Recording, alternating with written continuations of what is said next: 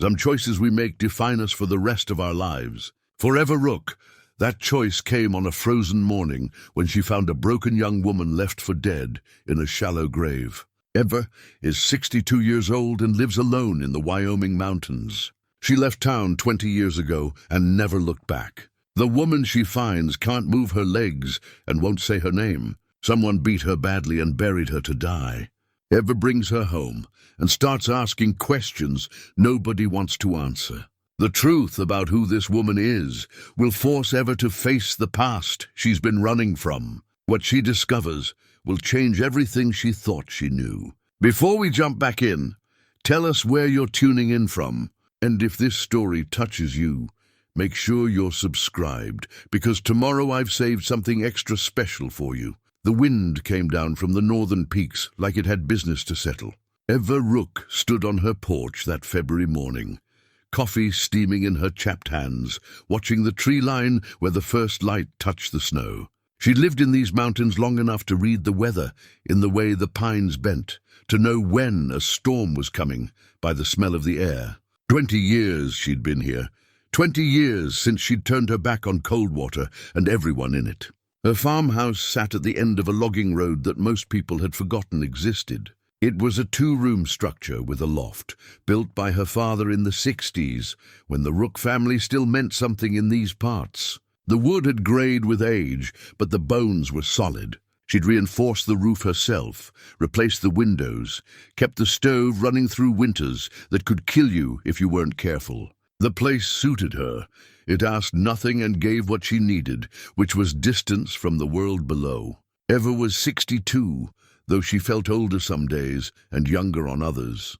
Her hair had gone silver years ago, pulled back in a braid that hung between her shoulder blades. Her face was weathered from sun and wind, lined around the eyes and mouth, but her hands were still strong. Those hands had learned to do everything necessary for survival up here. She could split wood, dress a deer, set a bone, identify every medicinal plant that grew on this mountain. She'd been a nurse once, back when she had a different life. That training never left you, even when everything else did. The farmhouse interior smelled of wood smoke and dried herbs. Bundles of yarrow and calendula hung from the rafters. Shelves lined one wall, filled with jars of preserved vegetables, tinctures, salves she made from mountain plants. Her bed occupied one corner, a wood stove dominated the center, and a scarred wooden table sat beneath the eastern window where morning light pooled. She owned 3 books, a radio that mostly picked up static, and a rifle that hung above the door. It was enough. She took her coffee black and drank it standing, watching the day arrive. Her routine varied little. Rise before dawn, check the woodpile, tend to whatever needed tending. In summer, she kept a garden. In winter, she ice-fished the creek that ran a quarter-mile down the slope. Once a month, old Garrett Finch drove up from his place to check on her, bringing mail and news she rarely wanted. Once every few months, she made the trip to Riverside for supplies, avoiding Coldwater entirely. People in town still talked about her, she knew. The Rook woman who went crazy after her brother died.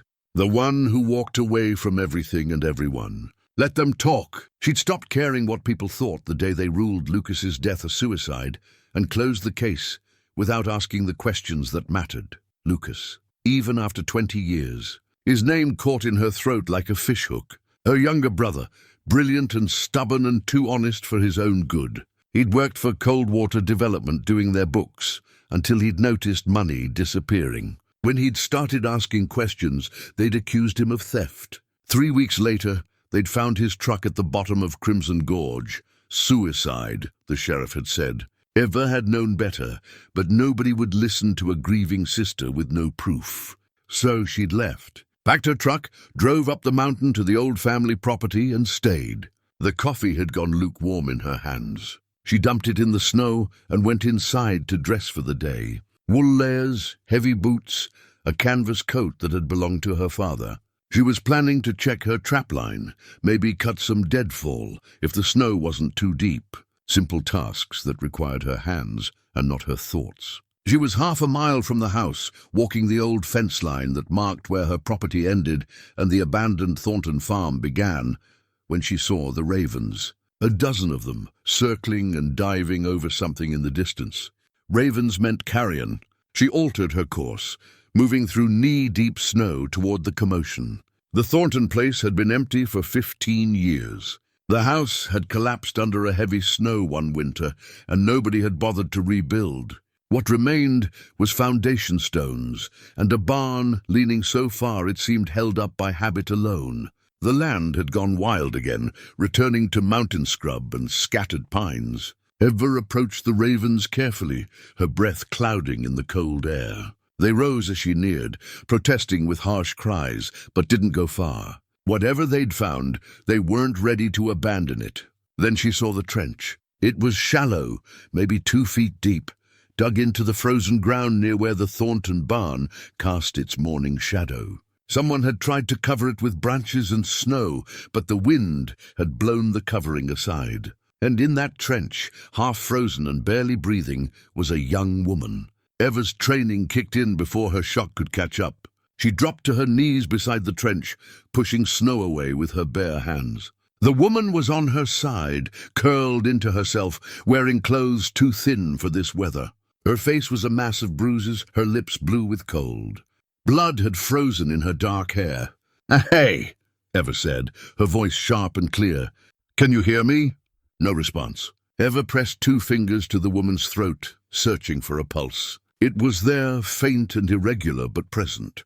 She ran her hands over the woman's body, checking for injuries. Broken ribs on the left side, definitely. Possible head trauma. Her legs lay at an odd angle, and when Ever tested them gently, there was no response, no reflexive pulling away. Paralysis, or something close to it. From the beating or from lying in the cold, Ever couldn't tell yet. She made a decision in the space between heartbeats. This woman needed help now, not in the hour it would take to hike back to the house and call for emergency services, assuming she could even get a signal. Besides, Ever had stopped trusting authorities 20 years ago. They'd failed her brother. They'd failed her. She wasn't about to hand a helpless woman over to a system that asked the wrong questions and believed convenient lies. Ever stood and stripped off her coat, laying it over the woman. "I'm getting you out of here," she said, though the woman couldn't hear her. "Stay with me." She went to work clearing the trench completely, then carefully maneuvering the woman onto flatter ground. The woman weighed maybe 120 pounds, light enough for Ever to manage. She fashioned a makeshift drag stretcher from branches and her coat, secured the woman as gently as she could, and began the slow trek back to her farmhouse. It took 45 minutes, and by the time she got the woman inside, Ever's muscles were screaming. She laid her near the wood stove, building up the fire until the room was almost too warm. Hypothermia first, then everything else? Ever worked methodically, the way she'd been trained. Wet clothes off, replaced with dry wool blankets. She heated water and used it to warm the woman's core slowly, avoiding the extremities where rushing blood back to the heart could cause cardiac arrest. She cleaned the wounds on the woman's face and scalp, relieved to find none of them deep enough to require stitches. The ribs she bound carefully, and the head injury she monitored by checking the woman's pupils every few minutes.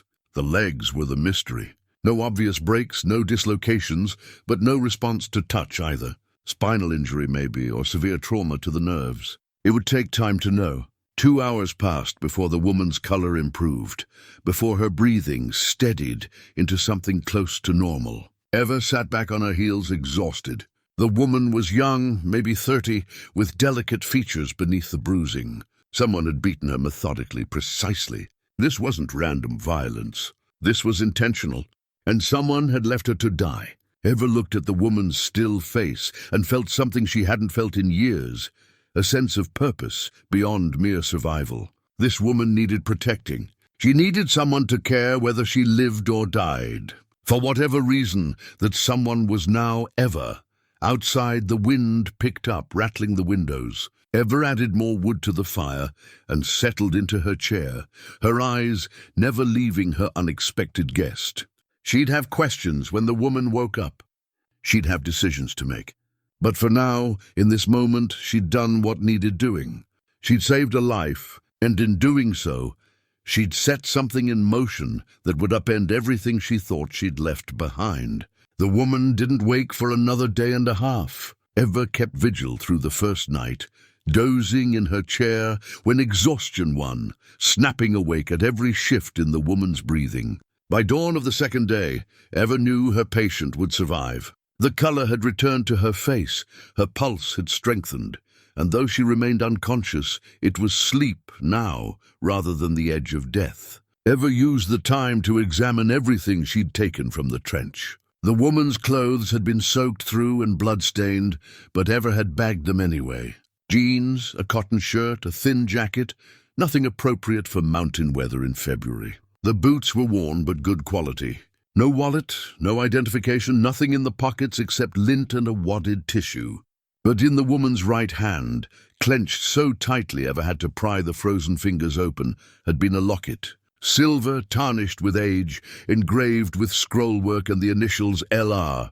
Ever had cleaned it carefully, working by lamplight while the woman slept. The locket opened with a soft click. Inside was a photograph, faded and creased, showing a young boy with dark hair and serious eyes. He looked about 8 years old. On the opposite side, engraved into the silver, November 12th, 1998. Ever studied that photograph for a long time, trying to understand what it meant. The initials were what troubled her, LR. Her brother's initials had been LR, Lucas Rook, but that was impossible. Lucas had been dead for 20 years, and this locket looked old, but not that old. Coincidence, she told herself, had to be. Still, the unease settled in her chest and wouldn't shake loose. The woman woke on the evening of the second day.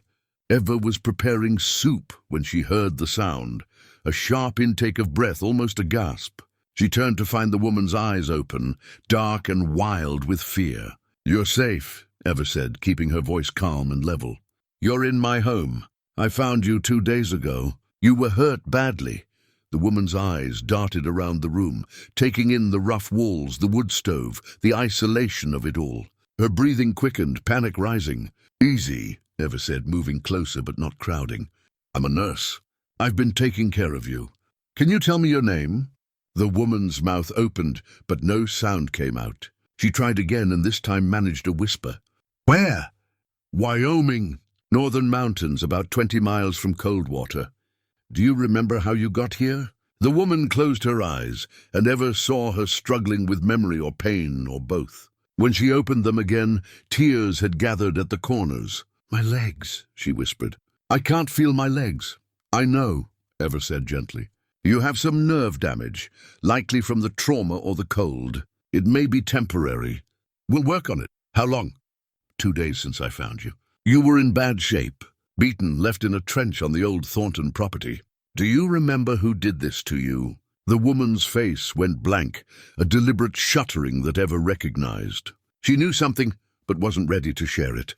"What's your name?" Ever asked again. "I don't want to tell you." The honesty was unexpected. Ever respected it more than a lie would have been. "Fair enough. I'm Ever. This is my home, and you're welcome to stay until you heal. But I need to know. Do I need to call the sheriff? Report what happened to you." The reaction was immediate and visceral. Terror flashed across the woman's face, and she tried to sit up despite her injuries, gasping with pain. "No, please, no police. No one can know I'm here." Ever held up her hands, calming. "Okay, no police. I'm not fond of them myself, but someone did this to you, and they might come looking to finish the job. I need to know what I'm dealing with." The woman sank back, breathing hard. "I don't know you." "Why should I trust you?" "Because I pulled you out of that trench when I could have walked away," Ever said simply. "Because I've spent 2 days keeping you alive when nobody else knew or cared that you were dying. Trust is earned, but sometimes you have to start somewhere." The woman studied her for a long moment, and Ever saw a sharp intelligence in those eyes, a calculating quality that spoke of someone used to weighing risks. Finally, the woman nodded slightly. "Thank you for saving me, but I still can't tell you my name." "Then I'll call you Jane until you're ready." "That's not—" The woman stopped, then offered a small, bitter smile. "Call me whatever you want." Over the next hours, Ever tended to her patient's immediate needs. She helped her drink water, eat a little soup. She changed the bindings on her ribs, checked her pupils, tested sensation in her legs by pressing on various points. Nothing yet, though the woman could move her toes slightly when concentrating hard. "That's good," Ever said. "Movement means the damage isn't complete. You'll need physical therapy, patience. But there's a chance. How do you know all this?" "I was a trauma nurse for 15 years. Worked in Billings before I moved up here. Why'd you leave?" Ever met her eyes. "Same reason you won't tell me your name, I expect. Sometimes the past is too heavy to carry in crowded places." The woman nodded, understanding, and something passed between them. A recognition of shared damage, different sources but similar weight. As night fell, Ever built up the fire and made herself a bedroll on the floor so the woman could have the actual bed. She'd just settled in when she heard the voice from the darkness. "Someone wanted me dead. That's all I can tell you. And they might still be looking." Ever turned her head toward the bed, could just make out the woman's shape in the firelight. "How many people?" "I don't know. More than one, probably. I was grabbed from behind, hit before I could see who it was. When I woke up, I was in that trench and someone was shoveling dirt. You played dead. I didn't have to play much. I was barely conscious. But I heard them talking. 2 voices, both men. They said something about making sure she never talks. Then they left." Ever processed this. Professional, or at least organized. Not a random attack. "What did you do that made them want you silent?" "I asked questions I shouldn't have asked. About things that happened a long time ago. About people who want those things to stay buried." The locket felt heavy in Ever's pocket, where she'd placed it for safekeeping. "Questions about what?" But the woman had closed her eyes, exhaustion or evasion. "I'm tired. Can we talk more tomorrow?" Ever let it go. "Tomorrow, then." But she pulled her father's rifle down from above the door and set it within reach before she slept. If someone came looking, she'd be ready. She woke before dawn to find the woman awake and staring at the ceiling, tears sliding silently down her temples. "Pain?" Ever asked. "Memory," the woman said softly. "I had a son. I need to know he's safe." Ever sat up. "Where is he?" "With my sister, Oregon. But if they're looking for me, they might—" Her voice broke. Ever made a decision. "There's a phone at Garrett's place, about 2 miles down the mountain. I can get word to your sister, make sure she knows to be careful. But I'll need a name, a number." The woman hesitated, then nodded. "Her name is Rachel Brennan. Phones?" She recited a number from memory. "What should I tell her?" "Tell her I'm safe, but can't contact her directly. Tell her to take James and go visit our aunt in Seattle. She'll understand. James, the boy in the photograph, most likely." Ever pulled the locket from her pocket and held it out. "This was in your hand when I found you." The woman took it with shaking fingers, pressed it to her chest. "He gave this to me. Said it was important. I promised I'd keep it safe. Who gave it to you?" But the woman had closed down again, her face shuddering. "I can't. Not yet. Please." Ever stood and began preparing for the trek to Garrett's. As she dressed in her outdoor layers, she turned back. "I'll make that call. But when I get back, we're going to talk. Really talk. Because I'm putting myself at risk for you, and I need to know why." The woman met her eyes. "When you come back, I'll tell you everything. I promise." Ever wasn't sure she believed that, but she nodded anyway. She took the rifle, locked the woman inside with instructions not to open the door for anyone, and headed out into the pre-dawn darkness. The walk to Garrett's gave her time to think. Something about this whole situation felt wrong in a familiar way. Questions nobody wanted answered. Violence meant to silence. It reminded her too much of Lucas, of how quickly people could turn on you when you threatened their secrets. And those initials on the locket, LR.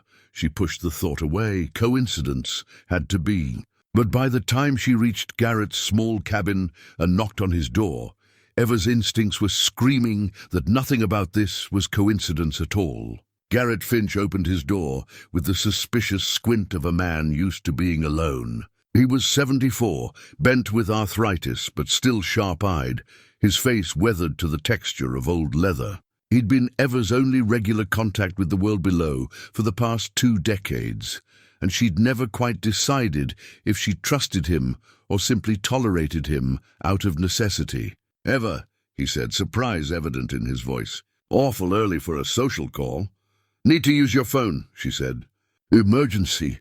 His eyes narrowed further, but he stepped aside. "Everything all right up at your place?" "Fine. Just need to make a call." The inside of Garrett's cabin smelled of coffee and old tobacco.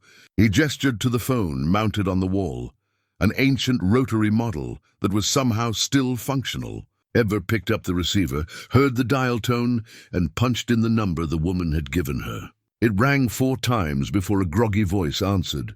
"Hello? Rachel Brennan." A pause. "Who's calling?" "My name is Ever.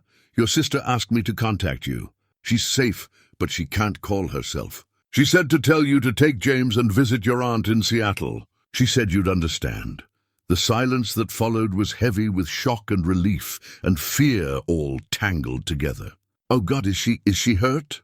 "She's healing, but she's right about being careful. Pack what you need and go today. Don't tell anyone where you're going. Who are you?" "Where is she?" "Somewhere safe. That's all I can tell you. Just trust that she's alive and she'll contact you when she can. James has been asking about her. I didn't know what to tell him. Tell him his mother loves him and she's coming back. Now go, please." Ever hung up before the woman could ask more questions. When she turned, Garrett was watching her with undisguised curiosity. "What's going on, Ever?" "Nothing that concerns you. Someone heard up at your place?" She met his eyes. "Drop it, Garrett." He raised his hands in surrender, but his expression said he wasn't satisfied. "Your business. But you know people in town have been talking. That Coldwater development lawyer, Keene, was in at the store yesterday, asking if anyone had seen a woman matching a particular description. Dark hair, thin build, about 30 years old. Ever kept her face neutral, but her pulse quickened. What did he want with her? Said she owed him money, skipped out on a debt, offered a reward for information." Garrett poured himself coffee from a battered pot. "Of course, nobody knew anything. But word spreads. Someone goes missing, someone else starts asking questions, makes people nervous. I haven't seen anyone," Ever said. "But thanks for the heads up." She moved toward the door, but Garrett's voice stopped her. "Ever, you sure everything's okay? You seem rattled." "I'm fine. Thanks for the phone." Outside, the sun had fully risen, turning the snow brilliant white. Ever walked fast, her mind racing. Foster Keene. She knew that name, knew it like a scar you couldn't stop touching. He'd been the lawyer for Coldwater Development 20 years ago, the one who'd led the charge against Lucas, who'd convinced everyone her brother was a thief. And now he was looking for the woman in Ever's house. The walk back took 30 minutes, and with each step, Ever's certainty grew that she'd pulled something dangerous into her quiet life. But turning away wasn't an option. Not anymore. She'd found the woman, saved her, and now they were bound together whether either of them liked it or not. The farmhouse was as she'd left it, door still locked. Ever knocked twice, her signal, then let herself in. The woman was awake, propped against the wall, looking stronger despite everything. "You made the call." "I did. Your sister's taking your son to Seattle today." Relief flooded the woman's face. "Thank you. God, thank you." Ever pulled off her coat and sat at the table.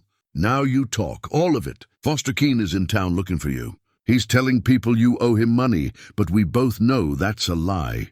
So who are you? And what did you do that has a powerful lawyer hunting you?" The woman took a breath, seeming to steel herself. "My name is Lily. At least that's what I've been calling myself for the last 15 years. My real name doesn't matter anymore." Lily, Ever repeated. "Okay, keep going. I'm a private investigator, freelance. I take cases that other people won't touch, missing persons, cold cases, things the police gave up on. 3 months ago, I was hired to look into a disappearance from 20 years back. A man who supposedly committed suicide, but whose body was never properly recovered. My client wanted to know if he really died or if he just disappeared." Ever's hands went cold. "Who was the man?" Lily met her eyes. "His name was Lucas Rook." The room tilted. Ever gripped the table edge. "That's impossible." "Is it?" "Because the more I looked into his case, the more things didn't add up. The supposed suicide note was typed, not handwritten. The financial records that supposedly proved his embezzlement were doctored. I can prove it. And 3 people stood to gain enormously from his disappearance. Foster Keene, the mayor at the time, and—" she paused. "A man named Garrett Finch." "No," Ever stood abruptly. "Garrett's been checking on me for 20 years. He was kind to me after Lucas died. He was part of the development company's management team," Lily said. "Low-level but involved. I have documents proving all 3 men embezzled from the company and set Lucas up to take the fall. When he started asking questions, they had to make him disappear." Ever's mind reeled. Garrett, checking on her monthly, always asking questions, always watching. Not kindness, surveillance. Why would anyone hire you to look into this now? After 20 years? Lily's expression shifted, became guarded. "That's complicated. Uncomplicated. I can't, not yet. But I can tell you this. I was getting close to proof when they grabbed me. Someone warned Keene I was asking questions. They decided to handle it permanently." Ever paced the small room, trying to process. Her brother's name after all this time. The possibility that he hadn't died, that she'd been right all along. "Where is he?" "Lucas, if he didn't die, where has he been?" "I don't know." "That's what I was trying to find out. But I think—" Lily hesitated. "I think he's been nearby, watching, waiting for the right time to come back." "That's insane. If he was alive, he would have contacted me." "Would he? If he thought it would put you in danger?" The question landed hard. Ever thought of her brother? His fierce protectiveness, the way he'd always tried to shield her from trouble. If Lucas thought reaching out would bring Keene and the others down on her, would he stay away? Yes, he would. Ever pulled out the locket and set it on the table. "This was in your hand. L.R. Lucas Rook." Lily picked it up carefully. "He gave this to me, or someone did on his behalf. It's how I know I'm on the right track." "Who gave it to you?" "I can't tell you that yet. I'm sorry, but I swear I will when it's safe." Ever wanted to push, but she recognized the wall when she hit it. Instead, she asked, "What did you find?" "What proof?" Lily reached for her jacket, which Ever had dried and folded nearby. With careful movements, she felt along the inside lining until her fingers found something. She pulled and a seam ripped open. From inside, she extracted a folded piece of paper, water-stained but intact. "This is a hand-drawn map," she said, unfolding it on the table. "I found it in a storage unit Lucas rented under a false name 20 years ago. Look." Ever studied the map. It showed the local area, her property, 3 other farms, and prominently the old Rook family homestead, where she and Lucas had grown up 5 miles south. Properties were marked with X's, and beside each X was a date. The handwriting was masculine, precise, and achingly familiar. "That's Lucas's handwriting," Ever whispered. "I know. The dates span from 2 years ago to 6 months ago. He's been watching these properties. Your property is marked last, dated just before Christmas." Ever's breath caught. Someone had been here recently. She'd found tracks sometimes, attributed them to animals or hikers. "But what if—" "There's more," Lily said. "Look at the back." Ever turned the map over. Scrawled across the back in the same handwriting, "E, trust no one." "They're watching. Wait for my signal." Ever's vision blurred with sudden tears. Her brother's handwriting. A message meant for her, proof that he'd been alive, at least recently, and thinking of her. "When did you find this?" 2 weeks before they grabbed me. I was trying to figure out what the signal meant, what he was waiting for. That's when Keene found out I was asking around." Ever stood and walked to the window, staring out at the mountains that had been her refuge and her prison. "Lucas was out there, somewhere, alive. We need to find him," she said. "We need to survive first," Lily countered. "Keene knows I had information. He'll assume I stashed it somewhere or told someone. He can't let that stand. So what do? We prepare, and we wait for them to make a move." Ever turned back to face her. "You said you can prove the embezzlement was doctored. How?"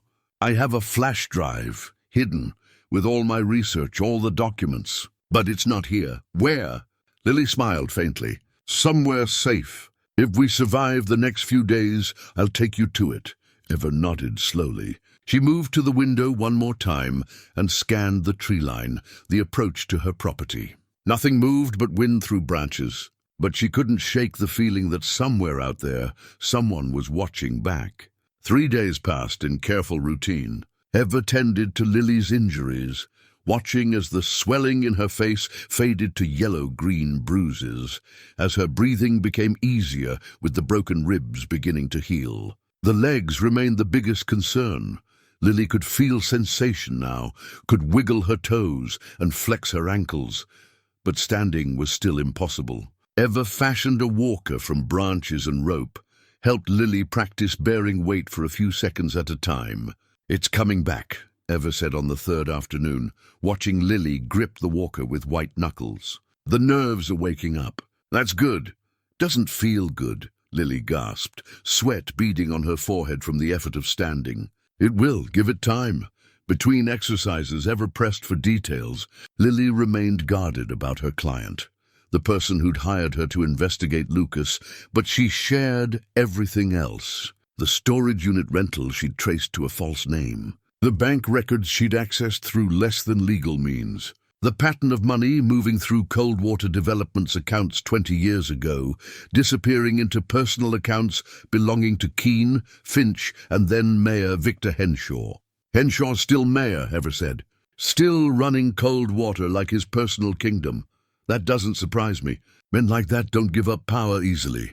Ever found herself telling Lily about those years after Lucas disappeared. The funeral with a closed casket because there'd been almost nothing to bury. They'd claimed the truck fire had destroyed most of his body. The way people had whispered behind her back at the service. The quiet departure from her nursing job, from her apartment, from everything, until she'd ended up here in her father's old farmhouse with nothing but silence and mountains. "I'm sorry," Lily said softly, "for what you lost. I'm sorrier that I believed them, that I let them convince me he was dead when I knew, somewhere deep, that it didn't make sense. I should have kept looking. You couldn't have known. They were good at covering their tracks."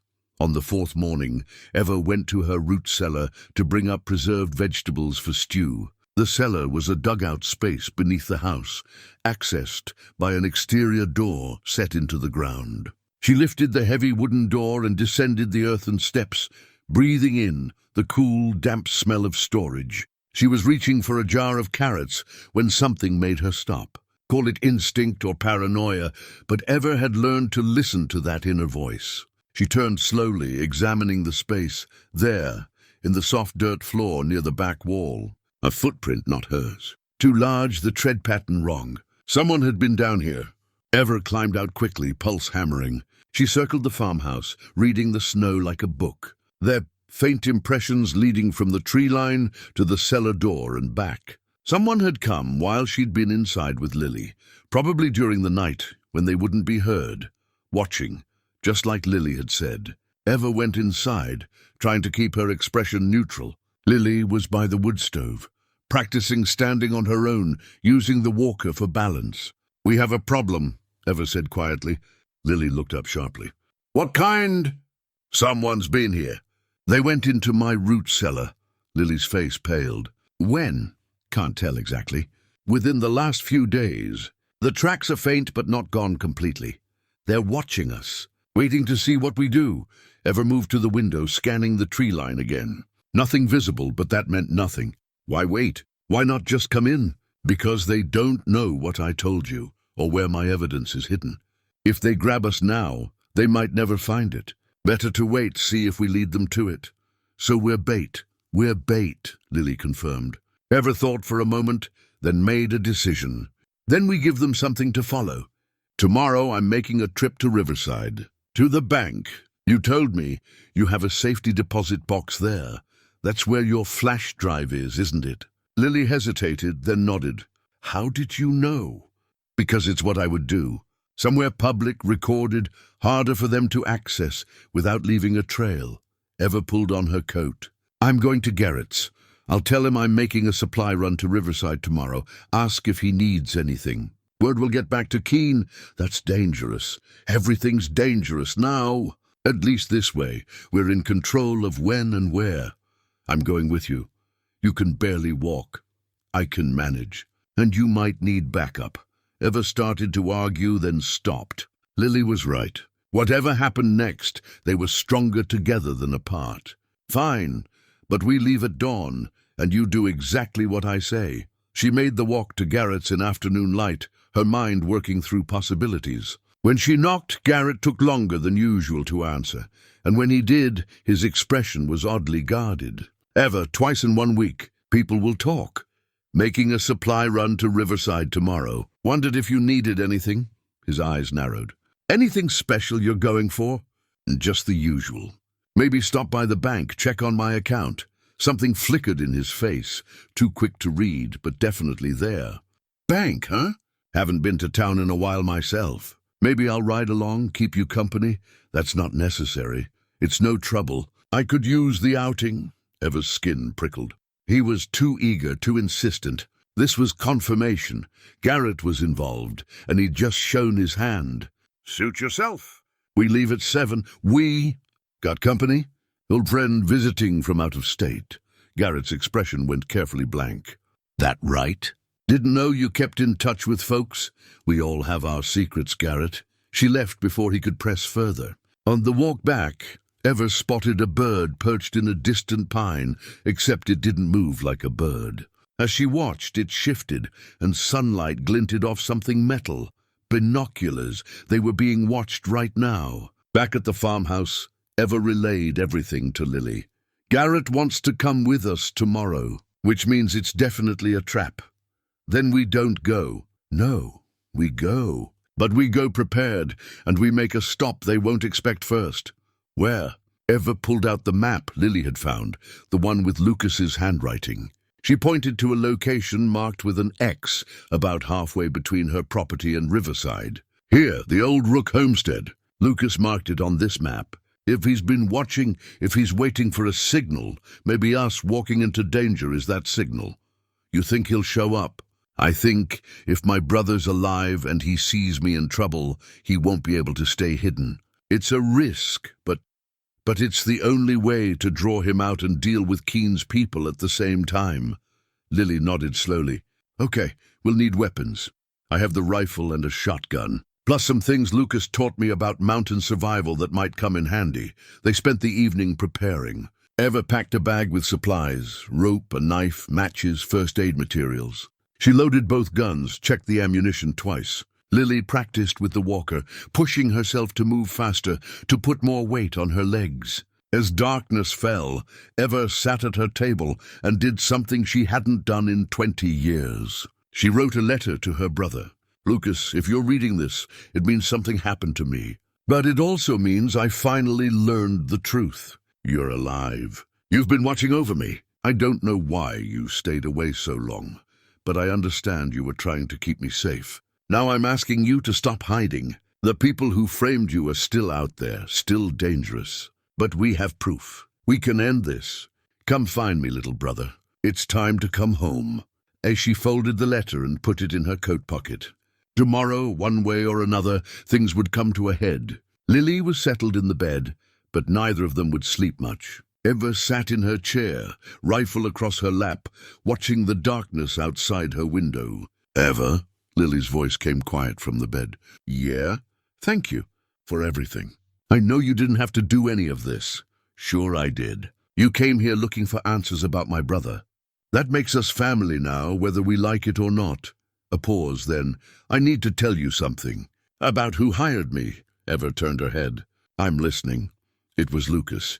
He hired me to investigate his own disappearance, to gather the evidence he couldn't risk getting himself. He wanted someone with no connection to him, someone who could ask questions without raising alarms. He wanted to make sure, after all this time, that coming back wouldn't put you in danger. The revelation settled over Ever like snow, cold and soft and inevitable. He's been planning this, all of it, for years, I think. Building a case, waiting for the right moment. But when they grabbed me, it changed everything. He couldn't wait anymore. Is he your client, or something more? Lily's silence answered the question. The boy in the locket, Ever said. James. He's Lucas's son. Yes. Ever closed her eyes, processing. She had a nephew. Lucas had built a life, had a family, all while hiding from the men who destroyed his name. The weight of it pressed on her chest. Does the boy know about his father? He thinks Lucas died before he was born. We agreed it was safer that way. And now everything's coming apart. Tomorrow, we either end this or we die trying. Eva looked out at the stars visible through her window, the same stars her brother might be watching right now. He'll come, she said. When we need him, Lucas will come. She had to believe that. Because if she was wrong, tomorrow would be the end for both of them. Dawn came cold and clear. Eva woke before the sun, having dozed more than slept, rifle still across her lap. Lily was already awake, working through exercises with grim determination. How are the legs? Better. I can put weight on them now without collapsing. Won't win any races, but I can move. They prepared in silence, coffee, cold breakfast, checking supplies one more time. Eva strapped Lucas's old hunting knife to her belt, the blade honed sharp the night before. It felt right somehow, carrying something of her brother's into whatever came next. At 7 exactly, Garrett's truck rumbled up the access road. Eva stepped onto the porch to meet him, positioning herself so he couldn't see inside the farmhouse. Morning, he called, staying in his truck. Ready to head out? Change of plans, Eva said. My friend isn't feeling well. Just me today, after all. Garrett's eyes narrowed. That's so? Be ashamed to waste the trip. Maybe I could say hello, see if there's anything I can do. She's sleeping. Doctor's orders? Eva walked toward his truck with deliberate casualness. Besides, you know how I feel about people in my house. After 20 years, figure you'd have warmed up to me. Some things don't change. Garrett. She climbed into his truck and they started down the mountain. Garrett made small talk about weather and hunting, but his knuckles were white on the steering wheel. Eva kept her right hand near the knife on her belt, hyper-aware of every movement. They'd gone about 5 miles when Garrett slowed. Need to make a quick stop. Guy owes me money. Lives just up this road. Eva's pulse quickened. We're on a schedule. Won't take but a minute. He turned onto a side road that led toward the old Rook homestead. Eva's childhood home sat abandoned on 80 acres of mountain land. The house itself collapsed years ago, but the barn and property still standing. This was the place Lucas had marked on his map. Since when does anyone live out here? Eva asked, keeping her voice level. Recent development. You've been away from town news too long. The road deteriorated to barely a track. Garrett's truck bounced over frozen ruts until they reached a clearing. The remains of Eva's childhood home sat exactly as she remembered. The house a pile of rotted timber, the barn listing but intact. And parked near the barn, 2 trucks she didn't recognize. Garrett, Eva said quietly. What's this about? He put the truck in park and turned to face her, and all pretense fell away. You should have minded your own business, Eva. Should have stayed up on that mountain and kept your mouth shut. I don't know what you're talking about. The woman you're hiding. We know she's at your place. We know she's got evidence that could ruin us. Foster wants to have a conversation with both of you, work something out. By work something out, you mean kill us. Garrett shrugged. That's up to you. Hand over whatever she found, walk away, nobody gets hurt. Or make this difficult, and he gestured at the barn. The barn door opened and 2 men stepped out. They weren't locals, too polished, too professional. The kind of men you hired when you needed something handled quietly. Eva's hand went to her knife, but Garrett was faster.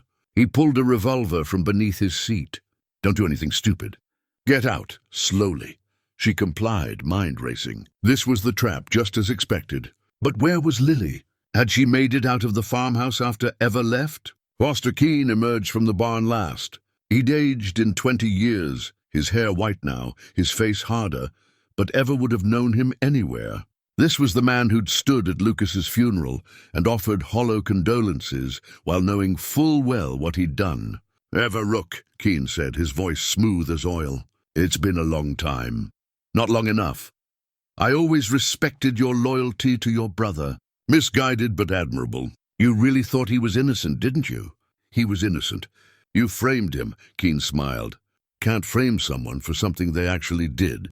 Lucas stole from the company. We just made sure the evidence pointed correctly. He found out what you were stealing. That's why you had to make him disappear. Is that what your new friend told you? The investigator who's been snooping around, asking uncomfortable questions. Keen walked closer. Where is she, Ever? Where's the woman you pulled from that grave? Safe. Somewhere you'll never find her. I doubt that.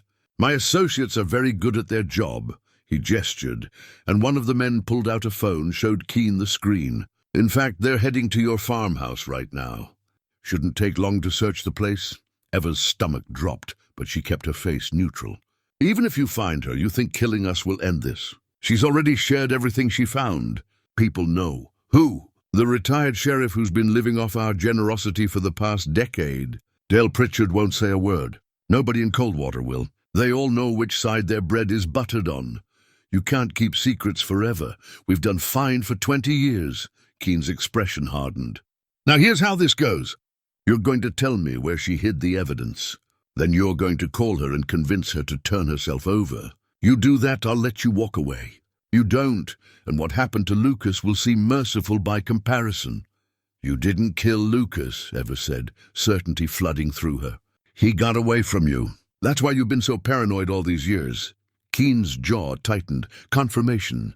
Lucas Rook is dead. Been dead 20 years? You need to let that fantasy go. Then why are you still looking over your shoulder?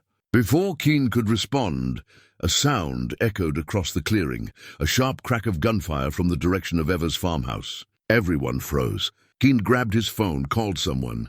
The voice on the other end was panicked, words tumbling over each other. Keen's face went white. There's someone at the house, he said to Garrett. Someone armed. They just took down both our men.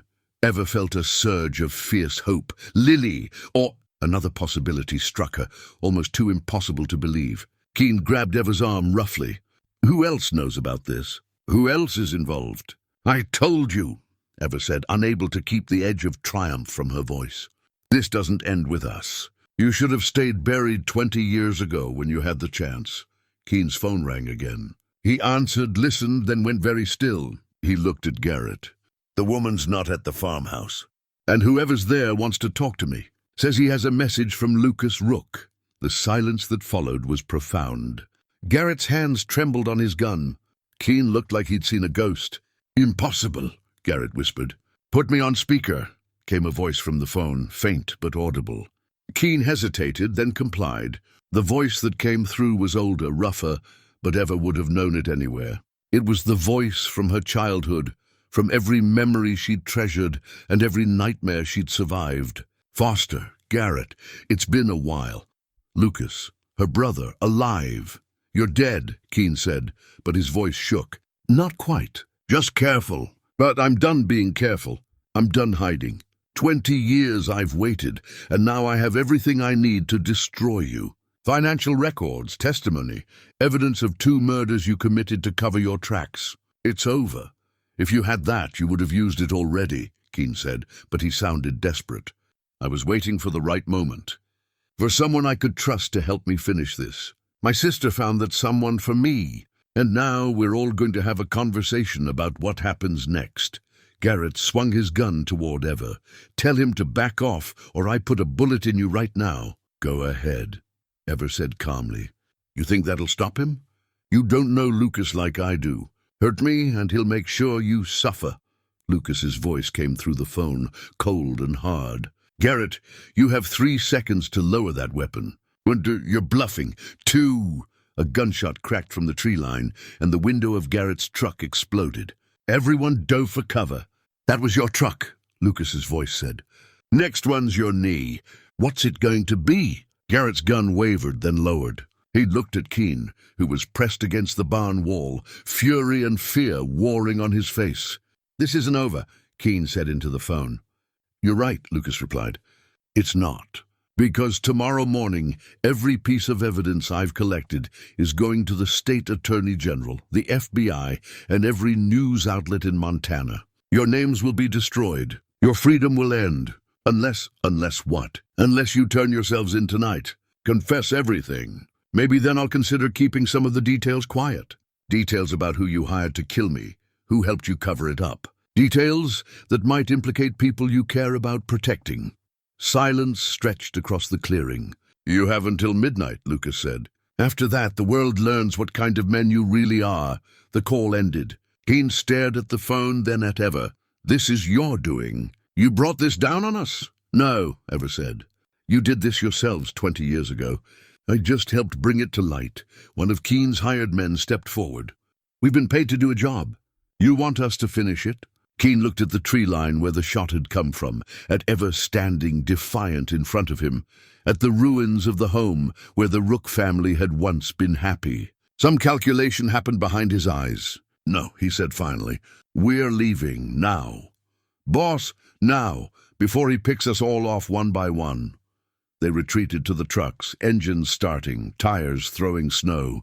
Within moments, only Ever remained in the clearing, her heart pounding, hardly daring to believe what had just happened. She heard movement in the trees and turned, hand on her knife. A figure emerged from the shadows, tall and broad-shouldered, bearded and weathered by years of outdoor living. He wore hunting clothes and carried a rifle, with the ease of long practice. His face had aged, been carved by hardship into something harder than she remembered. But his eyes were the same, the eyes of her little brother. "Lucas," she breathed. He stood 20 yards away, and for a long moment neither of them moved. 20 years of absence stretched between them like a canyon too wide to cross. Then Ever was running, and Lucas was too, and they met in the middle with a collision that drove the air from her lungs. She grabbed him hard, felt his arms go around her just as tight, and for the first time in 2 decades, Ever Rook let herself cry. They stood in the clearing, holding each other while the sun climbed higher, neither willing to let go first. When they finally pulled apart, Ever kept her hands on Lucas's shoulders, needing the physical confirmation that he was real. "You let me think you were dead," she said, voice breaking. "For 20 years, I know. God, Ever, I know. But I couldn't. If they knew I was alive, if they knew I might contact you, they would have used me against you. They would have killed you, like they tried to kill me." Lucas's face was haggard. "I've been living with that guilt every day, watching you from a distance, seeing you alone up there, knowing it was my fault. It wasn't your fault. It was theirs." Ever touched his bearded face, still trying to believe. "You've really been nearby all this time?" "Not the whole time. First few years I ran far. Montana, then Canada. But about 5 years ago I came back. Built a cabin 12 miles north of your place. Close enough to watch over you, far enough to stay hidden. Why come back at all? Because I was tired of running. And because I figured out how to prove what they did to me." He gestured toward the barn. "Come on, there's someone waiting for you." Ever followed him to the barn. Inside, Lily sat on an old crate, a rifle across her lap, looking pale but determined. When she saw Ever, relief flooded her face. "You okay?" Ever asked. Better now. "Lucas showed up about 10 minutes after you left with Garrett. Figured you'd try to draw them out, so we came here to provide backup." Ever turned to her brother. "Lily told me about you hiring her. About," she paused, "about your son." Lucas's expression softened and ached at the same time. "James, he's 14 now. Never met me, doesn't even know I exist." Lily agreed it was safer that way. "You and Lily, we met 15 years ago in Missoula," Lily said quietly. "I was working a missing persons case. Lucas was using a fake name, working construction. We didn't mean to fall in love, but some things just happen," Lucas finished. "She figured out who I really was after a year. Could have turned me in, reported me to authorities. Instead, she kept my secret. We had James 3 years later," Lily continued. "We were happy as you can be when you're always looking over your shoulder. Then Lucas decided he needed to come back here to finish what Keen and the others started. I left them in Montana," Lucas said. "Told Lily I'd come back when it was safe. But it took longer than I expected to gather evidence, to build a case that would actually stick. So you hired Lily to investigate from the outside," Ever said, understanding dawning. "Someone with investigative credentials, someone who could ask official questions." Lucas nodded. "I needed documentation that would hold up in court. I could get financial records, but I couldn't verify them. Couldn't testify without exposing myself. Lily could. Until they figured out what she was doing," Ever said. That was my fault, Lucas said, his voice heavy with guilt. I should have warned her how dangerous they were. Should have pulled her out sooner. I knew the risks, Lily said firmly.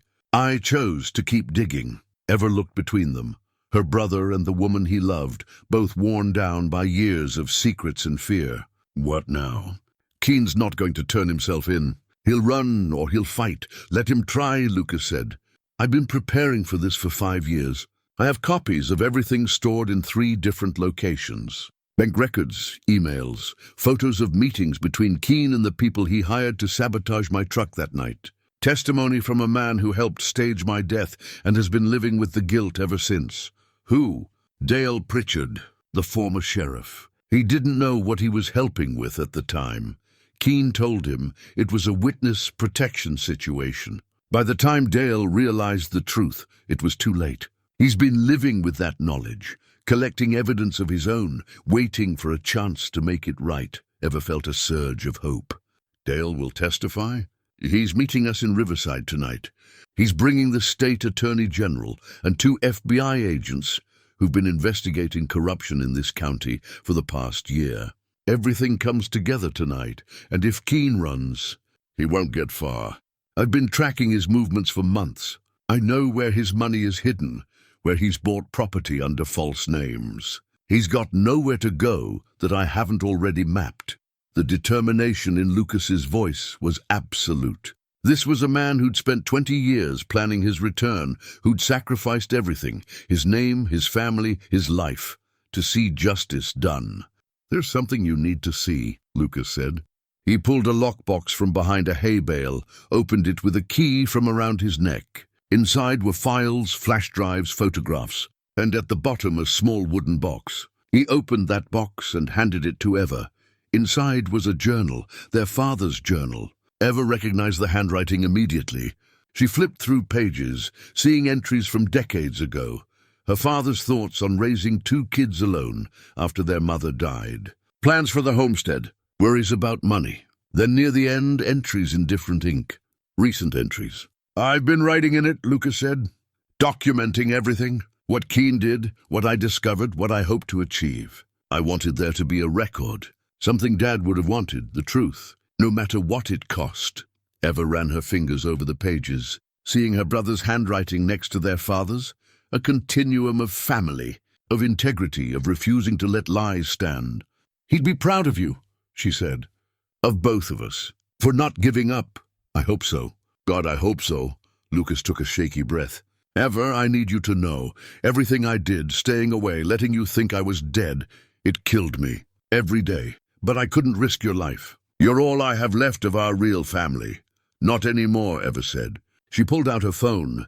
Garrett had left in such a hurry he'd forgotten to take it from her, and showed Lucas a photo Lily's sister had texted that morning. A teenage boy with dark hair and serious eyes, standing with a backpack, clearly about to start a journey.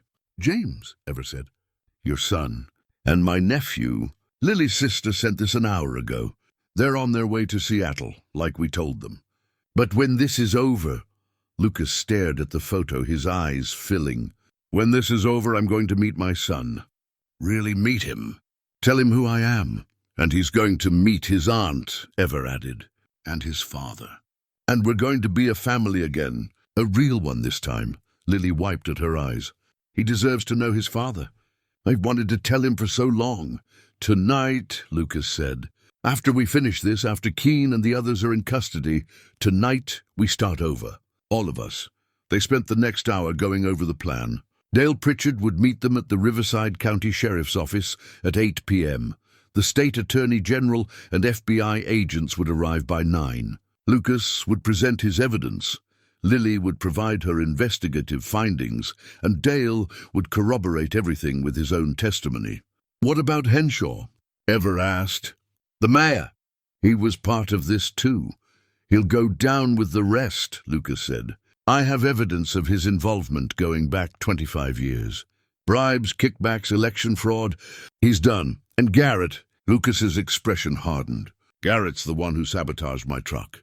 He admitted it to a bartender 10 years ago when he was drunk, not knowing the bartender was recording him. That recording is part of my evidence. He'll spend the rest of his life in prison. Ever thought of Garrett checking on her all these years, playing the concerned neighbor while watching her for any signs that Lucas might be alive? The betrayal stung, but the anger was stronger. "Good," she said.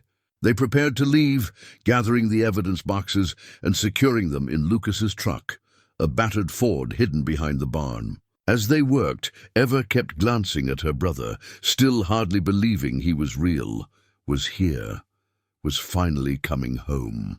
"What will you do?" she asked. "After, where will you live?" Lucas looked at the ruins of their childhood home. "I thought maybe I'd rebuild, here if you'll help me. Raise it back up, make it a home again. Somewhere James can visit, somewhere all of us can be together." "I'd like that," Ever said. "I'd like that a lot." They drove in convoy toward Riverside, Lucas leading in his truck, Ever and Lily following in Garrett's truck. Spoils of war, Lily had called it with a grim smile. The road wound down through the mountains, leaving the high peaks behind. Ever watched those peaks recede in the rearview mirror. For 20 years, they'd been her refuge and her prison. Now they were becoming something else, the backdrop to a new beginning. Her phone buzzed. A text from an unknown number. "Change of plans. Keen knows you're coming. He's got people waiting in Riverside. Don't go to the sheriff's office." Ever showed it to Lily, who immediately called Lucas. His truck pulled over and they conferred on the side of the road. "Who sent this?" Lucas demanded. "Don't know. Unknown number." Lucas checked his own phone. "Dale just texted. He's been delayed. Says to wait an hour before heading in." Something was wrong. Ever could feel it in her gut, the same instinct that had warned her about the footprints in her cellar. "It's a trap," Lily said. "They're trying to separate us, delay us, maybe even ambush us on the road." Lucas swore. "We need a new plan, fast." Ever thought quickly, her mind working through possibilities. "The homestead. We go back there. It's defensible. We know the terrain. We call Dale from there. Tell him to bring the FBI to us instead of meeting in Riverside. Keen might follow us. Let him. This ends today, one way or another." Lucas looked at her for a long moment, then nodded. "You've gotten tough, big sister. Had a good teacher," she said, thinking of all the lessons Lucas had taught her before he disappeared. Survival, determination, never backing down from what's right. They turned around and headed back up the mountain, back toward the place where it all began. The sun was setting now, painting the snow orange and gold, beautiful and cold and unforgiving. Perfect territory for a final stand. They reached the homestead as twilight settled over the mountains. Lucas positioned the trucks defensively, creating barriers, while Ever and Lily moved supplies into the barn, the most defensible structure still standing. The barn was old but solid, with good sightlines and multiple exits if needed. "How long until they get here?" Lily asked, checking the rifle Lucas had given her. "Assuming they're coming from Coldwater, 30 minutes, maybe less if they speed." Lucas was setting up a portable radio, adjusting frequencies. "Dale should respond soon. I left him a message with our new location." Ever climbed into the barn loft, testing the ladder's strength, checking angles of sight. From up here, she could see the entire approach, the road, the clearing, the tree line on 3 sides. Good defensive position, but they'd be trapped if surrounded. She was about to climb down when she noticed something carved into one of the support beams. Initials, ER plus LR. She and Lucas, carved there when they were kids, claiming this place as theirs. Below, the radio crackled to life. Dale Pritchard's voice came through, tense and urgent. "Lucas, if you're hearing this, do not trust the FBI agents. They're not who I thought they were. Keen got to them somehow. This whole thing is compromised." Lucas grabbed the radio. "Dale, what are you talking about?" "The agents who were supposed to meet us, they're on Keen's payroll. Have been for years. That's how he's avoided prosecution so long. He's got protection at the federal level." Ever descended the ladder quickly. "How is that possible?" "Money," Dale's voice said. "Keen's been paying people off for decades. Judges, law enforcement, politicians. He's built a network that's damn near untouchable." "Then what do we do?" Lily asked. "If we can't trust the authorities, there's still a way," Dale said. "The state attorney general is clean. I've verified that myself. But I need you to bring the evidence directly to her in Helena. Don't stop anywhere else. Don't trust anyone else. Can you do that?" Lucas looked at Ever, then at Lily. "How far is Helena?" 4 hours, Ever said. "Through mountain passes. That'll be dangerous in the dark." "It's our only shot," Dale said. "I'll meet you there tomorrow morning with my testimony. Together, it'll be enough to bypass the corrupted channels and go straight to prosecution." "What about Keene?" Lucas asked. "He's not going to let us just drive away. He's already mobilizing. I heard him on the phone with his people. They know where you are and they're coming. You need to leave now." The radio went dead. Lucas swore and started gathering the evidence boxes. "We go, now. Forget the defensible position. Forget making a stand. We run." They were loading the trucks when headlights appeared on the access road. Multiple vehicles moving fast. "Too late," Ever said. Lucas made a split-second decision. "You two take my truck and go. I'll hold them off, give you time to get clear." "No," Ever said flatly. "We're not separating. We're stronger together. Ever, you've been alone for 20 years. That ends now. We fight together, or we don't fight at all." Before Lucas could argue, the vehicles pulled into the clearing. 4 trucks, at least a dozen men. Keene stepped out of the lead vehicle, flanked by people Ever didn't recognize. Professional muscle, the kind that came expensive. But Keene wasn't the one who made Ever's blood run cold. Behind him, climbing out of another truck, was someone she knew. Someone she'd trusted with her life just that morning. Dale Pritchard. The former sheriff walked to stand beside Keene, his face apologetic but resolute. "I'm sorry, Ever, I really am. But you should have stayed out of this. You." Ever breathed, betrayal cutting deep. "You were working with them all along." "Not all along," Dale said. "I tried to stay clean for years. But they made me an offer I couldn't refuse. Retirement fund that actually works, insurance for my daughter's medical bills. I'm not proud of it, but I'm practical." Lucas's face had gone white with rage. "You helped them stage my death. You looked my sister in the eyes at my funeral and lied to her. I did what I had to do to survive. Same as you." Dale pulled his weapon. "Now here's how this is going to work. You give us every copy of evidence you've collected. All of it. Flash drives, documents, recordings, everything. Then you 3 disappear. Change your names, leave the state, never come back. Do that and we let you live. You'll kill us the second we hand it over," Lily said. "Maybe, maybe not.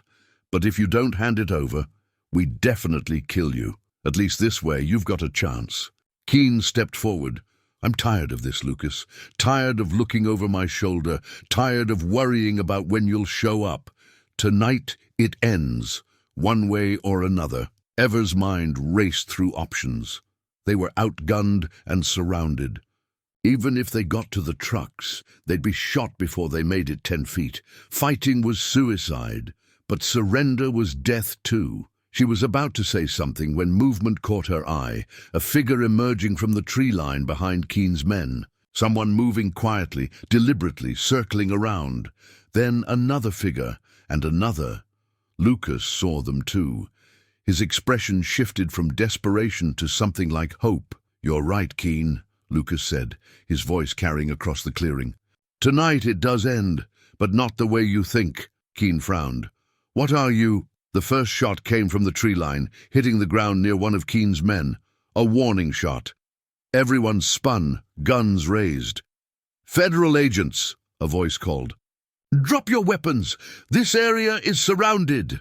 Ever's heart leaped. Real FBI, or more of Keene's corrupted contacts. Then she saw the woman emerging from the trees, mid-50s, wearing a FBI jacket, flanked by a half-dozen agents in tactical gear. More importantly, she recognized the woman's face from news reports. Andrea Morrison, the FBI director for the Montana Division.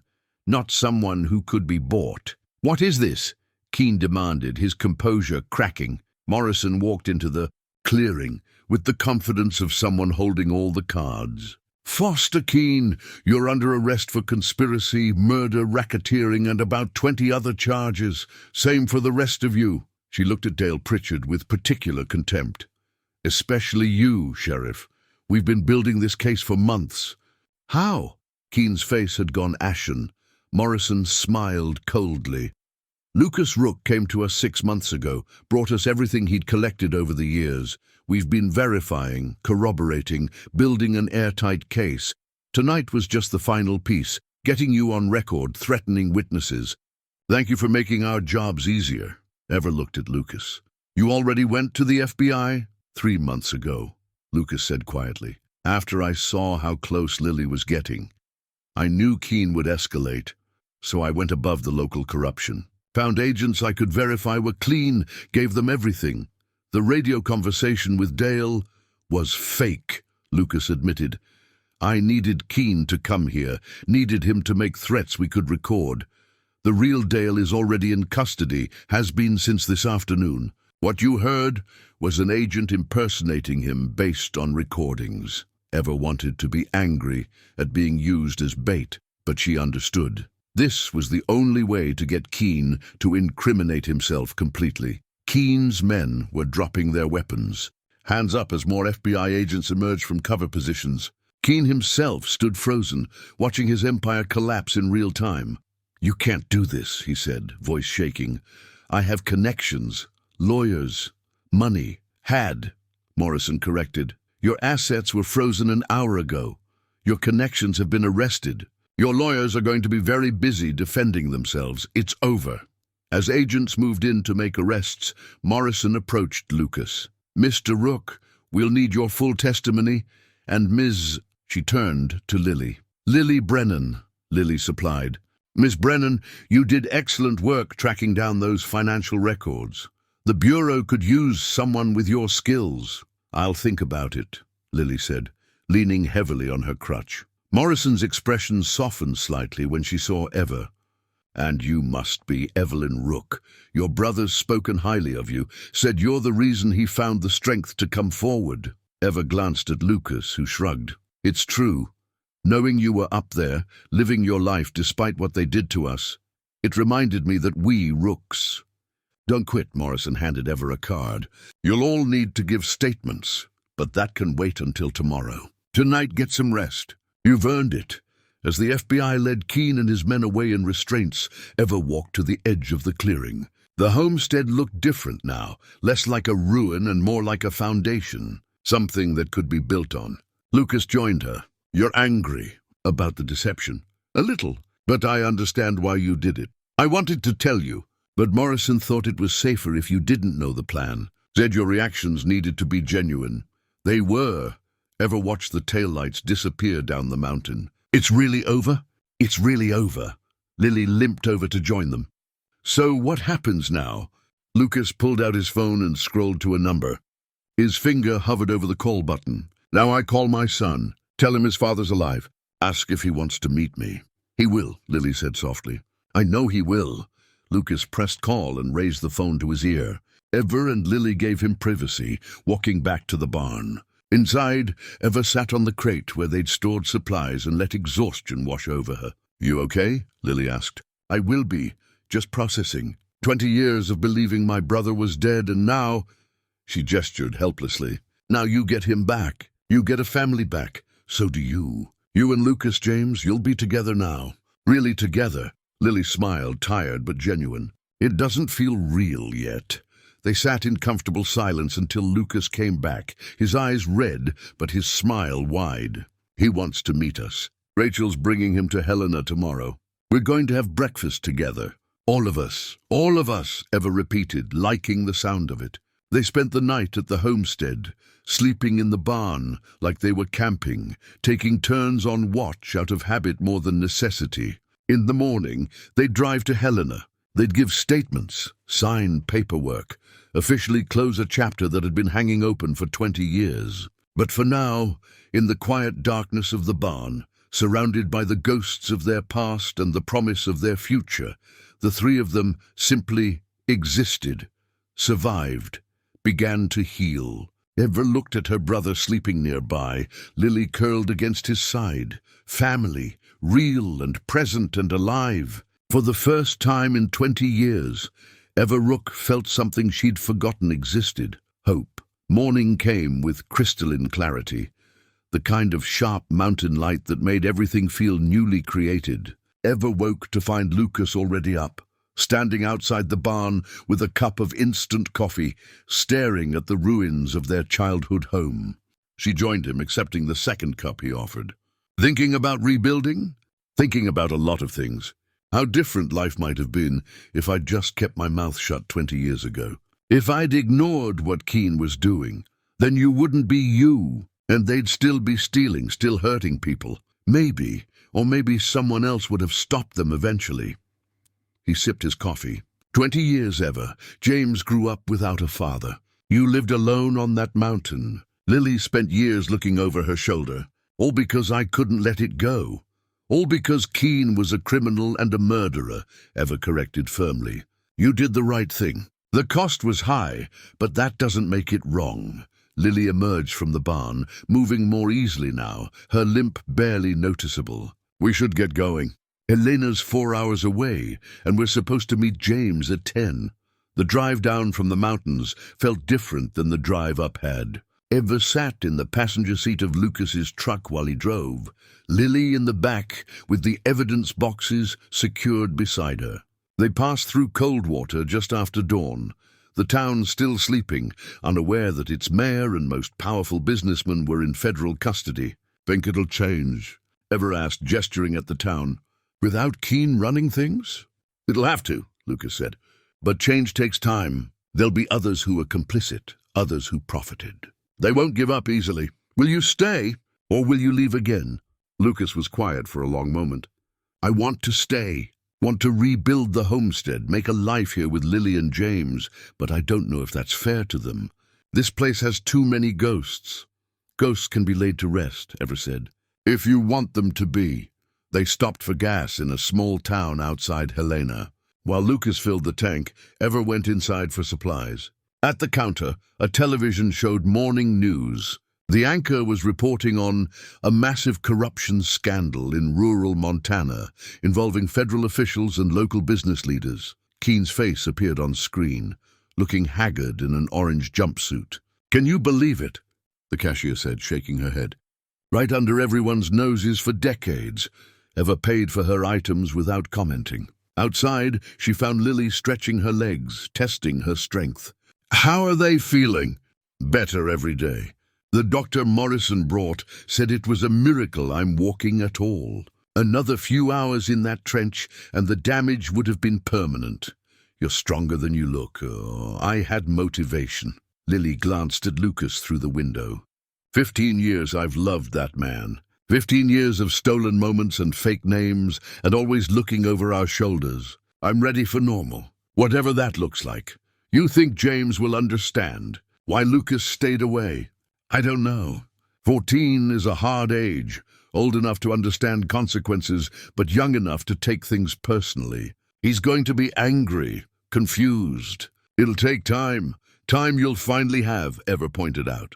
They reached Helena by 9:30 and met FBI Director Morrison at the federal building. She escorted them through security into a conference room, where 3 attorneys from the state attorney general's office were waiting. The next hour was a blur of questions, statements, signatures. Ever recounted finding Lily in the trench, nursing her back to health, the threats from Keene's men. Lily detailed her investigation, the evidence she'd uncovered. Lucas walked them through 20 years of hiding, gathering proof, waiting for the right moment. You've given us enough to put Foster Keene away for life, one of the attorneys said, along with Garrett Finch, Dale Pritchard, and Victor Henshaw. We're also looking into a dozen other individuals who profited from their scheme. What about Lucas? Ever asked. He was accused of crimes he didn't commit. How do we clear his name officially? And already in process, Morrison said. By this afternoon, there'll be a press conference announcing that all charges against Lucas Rook have been dropped, that he was the victim of an elaborate frame job. We're recommending he receive compensation for his suffering. though nothing can truly make up for what he lost. Lucas shook his head. I don't want money. I just want my life back. My name back. You'll have both, Morrison assured him. By the time they finished, it was nearly 10 o'clock. They walked to a diner 3 blocks away, the one Lily had specified in her call to her sister. Rachel was supposed to meet them there with James. Ever's nerves ratcheted higher with each step. She was about to meet her nephew for the first time. A boy who didn't know she existed, didn't know his father was alive. How did you prepare for that? Lucas looked equally nervous, his hands trembling slightly as they entered the diner. Lily squeezed his arm. He's going to love you. Just be yourself. They took a booth near the back with a view of the entrance. Ever ordered coffee she didn't drink. Lucas stared at the door like it might burst into flames. Minutes stretched into eternities. Then the door opened and a woman entered with a teenage boy. Rachel Brennan looked like an older version of Lily. Same dark hair, same sharp features, but softer somehow, less weathered. The boy beside her was tall for 14, gangly in the way of teenagers, still growing into their bodies. He had Lucas's eyes, Ever realized with a start. The same intense, thoughtful gaze. Lily stood and waved. Rachel saw them and approached, her expression a mixture of relief and apprehension. James followed, looking confused. Lily, Rachel breathed, pulling her sister into a fierce hug. God, when that woman called, I thought I didn't know what to think. I'm okay. I'm safe. Lily turned to Lucas and Ever. Rachel, James, there's someone I need you to meet. James looked at Lucas, at Ever, back to his mother. Who are they? Lily took a breath. James, remember how I told you your father died before you were born? I lied. I'm so sorry, but I lied to protect you both. She gestured to Lucas. This is your father, Lucas Rook. He's been alive this whole time. The silence that followed was suffocating. James stared at Lucas, his face cycling through confusion, disbelief, anger. That's not funny, Mom. It's not a joke, son, Lucas said quietly, his voice breaking on the word son. It's the truth. I've been in hiding for 20 years because some bad people wanted me dead. Your mother kept you safe by telling you I was gone. But I never stopped thinking about you, never stopped wanting to know you. James took a step back. No, this doesn't make sense. You can't just... I know it's too much, too fast. But it's true. And if you'll give me a chance, I'd like to explain everything. James, Rachel said gently, it's real. Your father is alive. The boy looked at his mother, Lily, searching for the lie, finding none. His eyes filled with tears. Why didn't you tell me? All these years I thought... His voice cracked. Lucas moved toward him slowly, hands visible, like approaching a wounded animal. Because I asked your mother not to. Because knowing the truth would have put you in danger. People were looking for me, and if they'd known I had a son... He stopped, emotion choking off the words. James wiped his eyes roughly. You're really my dad? I am. And this... Lucas gestured to Ever. This is my sister, Ever, your aunt. James looked at Ever, seeing the family resemblance. I have an aunt? You do, Ever said, her own voice unsteady. And I've been waiting to meet you for a very long time. Something in James's expression shifted. He studied Lucas with new intensity, looking for familiar features, finding them in the mirror. You have my eyes, he said, almost accusatory. Or you have mine, Lucas said with a small smile. This is insane. Completely insane, Lucas agreed. But it's true. And if you're willing, I'd like to start getting to know you. Not as a stranger, but as your father. If you'll let me. James looked at Lily. Mom, it's your choice, sweetheart. But I think you should give him a chance. Give us all a chance to be a real family. The boy was silent for a long moment, processing. Then slowly he nodded. Okay, but I have a lot of questions. I'll answer all of them, Lucas promised. No more secrets. No more lies. They sat down together, the 5 of them crowded into a booth meant for 4, and began the hard work of becoming a family. Lucas told his story from the beginning. The discovery of the embezzlement, the frame job, the staged death. James listened, asking pointed questions, processing revelations that would have broken many adults. Ever watched her brother with his son and felt something tight in her chest finally loosen. This was what Lucas had sacrificed everything for, the chance to be here in this moment, honest and whole. Lily reached across the table and took Ever's hand. "Thank you for everything. If you hadn't found me, someone else would have," Ever said, though she wasn't sure that was true. "No, it had to be you, Lucas's sister, the one person he trusted above all else. You finding me wasn't an accident. It was," she searched for the word, "fate," Rachel supplied, "or justice. Or maybe just the universe finally getting something right." They talked for hours, ordering food they barely touched, sharing stories and tears and tentative laughter. James showed them photos on his phone, school pictures, baseball games, everyday moments of a life Lucas had missed. Each image was a dagger and a gift, pain and joy so intertwined they were inseparable. "I want to see where you grew up," James said to Lucas. "The homestead you keep talking about. It's just ruins now," Lucas said. "But I'm planning to rebuild, make it a home again. If you'd like, maybe you could help. Come stay for summers, or—" He looked at Lily. "Or more than that, if your mother agrees." Lily and Rachel exchanged a look. "We've been in Oregon for 15 years, Lily said. "But there's nothing keeping us there. If we moved here, could I still play baseball?" James interrupted. "Helena has leagues," Ever said. "Good ones. And the schools are decent." James considered this. "I guess Montana wouldn't be so bad. As long as I can still see my friends sometimes. We'll figure it out," Lily said. "All of it. Together."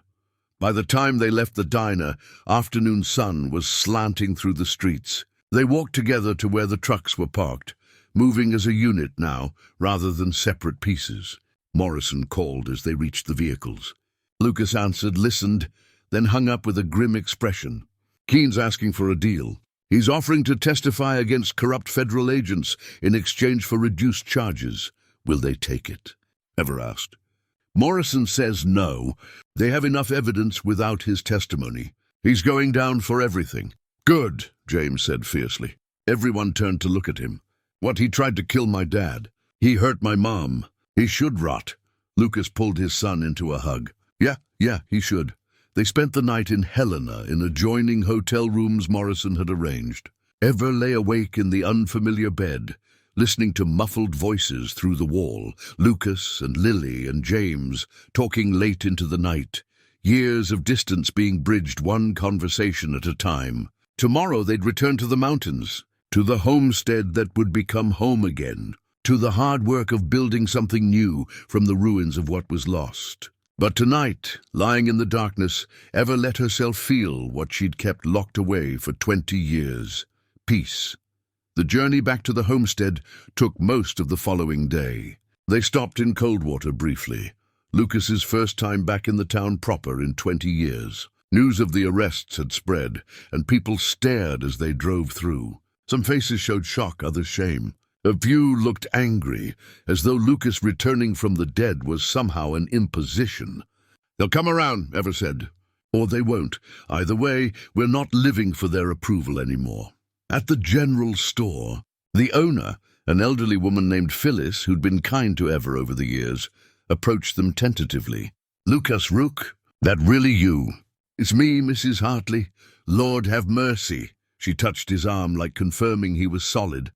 "We all thought, the whole town believed." She shook her head. "I'm sorry. For what they did to you. For what we all let happen.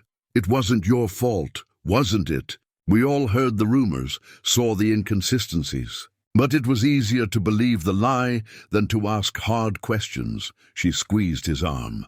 "Welcome home, son. Truly."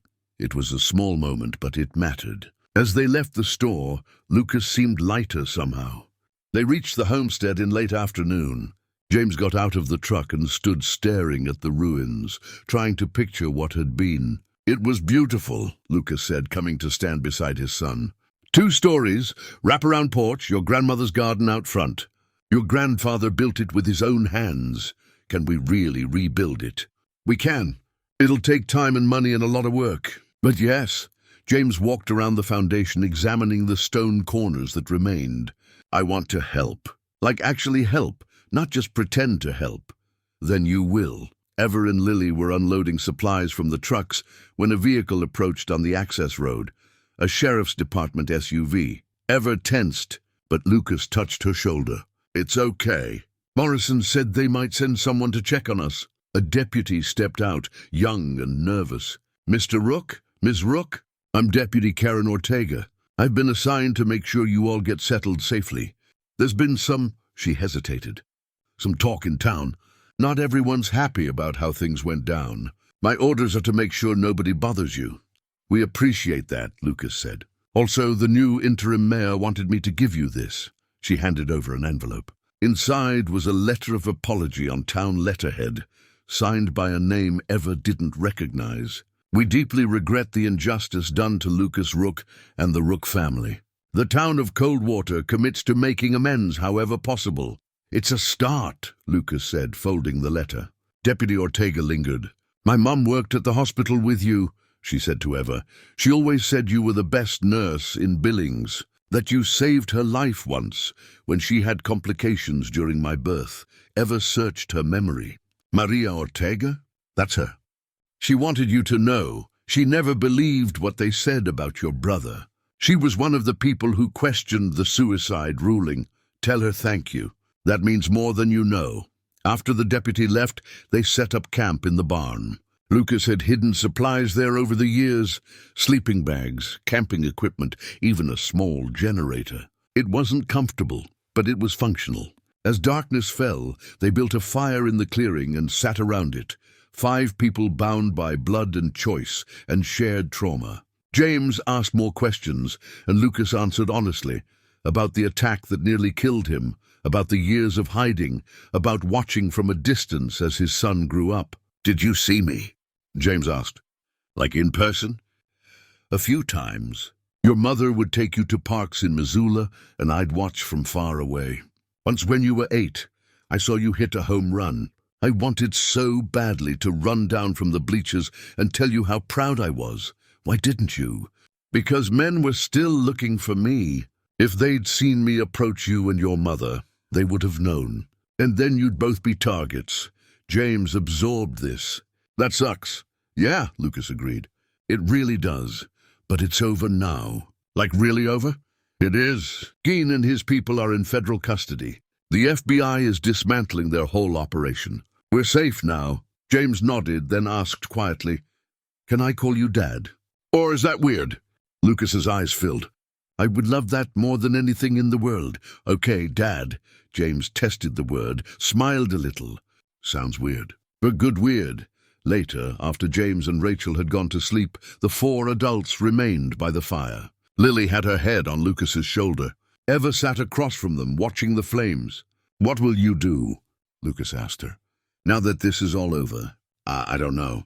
I thought I'd spend the rest of my life on that mountain. But now, she gestured around, maybe I'll help you rebuild here. Maybe I'll go back to nursing. Or maybe I'll do something completely different. You've got time to figure it out, Lily said. For the first time in 20 years, we all have time. A sound from the darkness made them all tense. Ever reached for the rifle propped nearby, but then a voice called out, Easy, it's just me. Dale Pritchard stepped into the firelight, hands raised. He looked older somehow, diminished. Lucas stood quickly, anger flashing across his face. You've got nerve showing up here. I know I don't deserve to. Dale's voice broke. I came to apologize. In person, for everything I did, everything I let happen. Morrison told us you've been cooperating, Lucas said coldly. That doesn't make up for 20 years. I know it doesn't, nothing can. But I need to say it anyway. Dale looked at Ever. I'm sorry. For lying to you at Lucas's funeral. For checking on you all those years, while secretly reporting back to Keene. I told myself I was protecting you. But really, I was protecting myself. Why should we believe you're sorry now? Ever asked. Because I've been living with what I did every day since.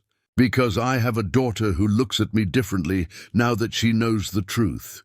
Because I'm facing federal charges and probably prison time, and the only thing that'll help me sleep at night is knowing I tried to make it right. He pulled an envelope from his jacket. This is a full written confession. Everything I know about Keene's operation, everyone who was involved. Names, dates, details. I've already given it to the FBI, but I wanted you to have a copy. So you'd know I'm not holding anything back. Lucas took the envelope but didn't open it. "What do you want from us?" "Nothing. Just wanted you to know I'm sorry. That's all." Dale turned to leave, then stopped. "Your father would be proud of you, Lucas, both of you. Benjamin Rook was a good man, and he raised his kids right. What we did to you, it was evil. Pure and simple. I'll carry that for whatever time I have left." He walked away into the darkness. They listened to his truck start and drive off. "Think he meant it?" Lily asked. "Does it matter?" Lucas said, "Sorry doesn't give me back 20 years. Doesn't give James back a childhood with his father." "No," Ever agreed. "But it's something. It's acknowledgement. Sometimes that's all we get." They sat in silence after that, watching the fire burn down. Eventually, Lily and Rachel went to bed, leaving Lucas and Ever alone. "I'm glad you're staying," Lucas said. "At the homestead, even if it's just while we rebuild. Where else would I go? This is home, was always home, even when I was hiding from it. We're going to make it good again, better than before." "I know we will." Lucas stood and stretched. "I should sleep. Big day tomorrow. James wants to start clearing the foundation." "Lucas?" Ever called as he turned to go. "Yeah, I'm proud of you. For everything. For surviving, for getting justice, for coming back. Dad would be proud too." Lucas smiled, and for a moment she saw the boy he'd been, her little brother who'd always tried to do the right thing. "Get some sleep, big sister. Tomorrow we start building our future." Morning brought news via Deputy Ortega, who arrived with coffee and pastries, a peace offering from the new interim mayor. "Thought you'd want to know," she said. "Keene tried to hang himself in his cell last night. Corrections officers stopped him, but he's on suicide watch now. He'd take the coward's way out." Lucas asked, "Looks like it." Also, the Attorney General's office called. "They want you all to know that formal charges are being filed today against 17 individuals connected to the conspiracy. This is going to be one of the biggest corruption cases in Montana history." After she left, they gathered to plan the day. James was eager to start work, but Rachel cautioned patience. "We need proper tools, permits, a real plan. Can't just start hammering nails and hope it works out." "She's right," Lucas said. "But we can start clearing, sorting what's salvageable. Make it ready for when we do have everything in place." They spent the morning working together, Lucas and James moving debris, Ever and Lily documenting what remained, Rachel sketching ideas for the new layout. It was hard physical labor, but it felt good, constructive, like healing made tangible. Around noon, a truck pulled up. Ever tensed, but it was just a local contractor, a man in his 60s who introduced himself as Tom Brenner. "Heard you were rebuilding," he said to Lucas. "Want to offer my services. Free of charge. I owe you that much." "I don't know you," Lucas said carefully. "No, but I knew your father. Worked with him on construction projects back in the 80s. He was a good man. And what happened to you?" Tom shook his head. "Whole town owes you an apology. This is mine. Let me help you rebuild your home." It was the first of several such offers. By day's end, 3 other contractors had stopped by, along with 2 electricians and a plumber. Each had a similar story. They'd known the Rook family. They were ashamed of what had happened. They wanted to help make it right. "Coldwater's not all bad," Ever said as they watched the last truck drive away. "Just had some bad people running it for too long." That evening, Morrison called with an update. "The trial date is set for 6 months from now. You'll all need to testify, but we're building such a strong case that Keene's attorneys are already floating plea deals." "What kind of deals?" Lucas asked sharply. "Nothing we'd accept. Life in prison versus life in prison, with possibility of parole in 40 years. Either way, he dies in custody. Good, there's something else. The FBI wants to offer you a consulting position. Your expertise in uncovering financial fraud, your understanding of how these corruption networks operate, it'd be valuable for training agents." Lucas looked at Lily, who nodded encouragingly. "I'll think about it. Take your time. Offer stands whenever you're ready." After dinner, James asked if he could explore the property. Lucas went with him, father and son walking the perimeter together. Lucas pointing out where things used to be, the chicken coop, his mother's herb garden. The rope swing that hung from an old oak. Will we put a swing back? James asked. If you want one. Not for me. I'm too old for swings. But maybe, he paused. Maybe if you and Mom have more kids someday. Lucas stopped walking. You'd want siblings. I've been an only child my whole life. Might be cool to have a little brother or sister. Or both. James kicked at the snow. I mean, if you guys want to. No pressure. Your mother and I haven't talked about that yet. But, Lucas smiled, I'll keep it in mind. They returned to find the women in the barn, sorting through boxes of old family photographs Lucas had salvaged years ago. Ever was holding a picture of her and Lucas as children, standing in front of the original homestead. Look how young we were, she said, showing it to James. Your dad was about your age here. James studied the photo. He looks like me. Same stupid hair. Hey, Lucas protested. That was a good haircut for 1994. They spent the evening going through memories, photos, stories, the accumulated history of the Rook family. It was bittersweet, acknowledging all that had been lost while celebrating what remained. Rachel announced she'd been researching schools in Helena. James could start mid-year if we move quickly. The applications aren't too complicated. You're really thinking about moving? Ever asked? We've already decided, Lily said. Oregon was just a place to hide. Montana, this is home. Or it will be. There's room in town for another investigator, Ever noted. If you're planning to keep working, I am. But maybe I'll take fewer dangerous cases. Focus on things like insurance fraud, background checks. Lily glanced at Lucas. I've had enough excitement for one lifetime. As the night deepened, James asked one more question.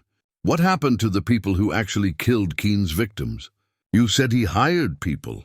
Most of them are being tracked down, Lucas said. The FBI has names from Keene's records. Some have already been arrested. Others are still at large, but it's just a matter of time. And the guy who tried to kill Mom, in custody. He's cooperating in exchange for a reduced sentence. James nodded, satisfied. Good.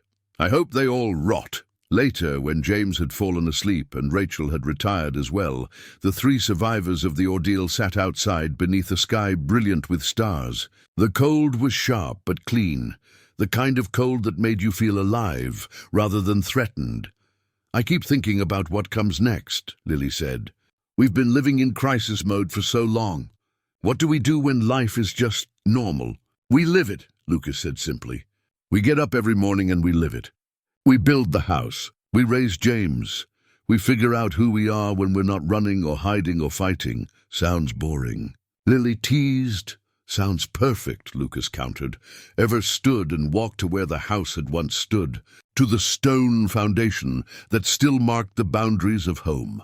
She could picture it now, new walls rising, windows looking out over the mountains, smoke curling from a chimney. A place where family gathered, where children grew up, where the past was honored but didn't define the future. You know what I realized? She said, turning back to them. When I found you in that trench, Lily, I thought I was saving you. But really, you saved me. You gave me a reason to stop hiding, to face what I'd been running from. You brought my brother back. We saved each other, Lily said. All of us. That's what family does.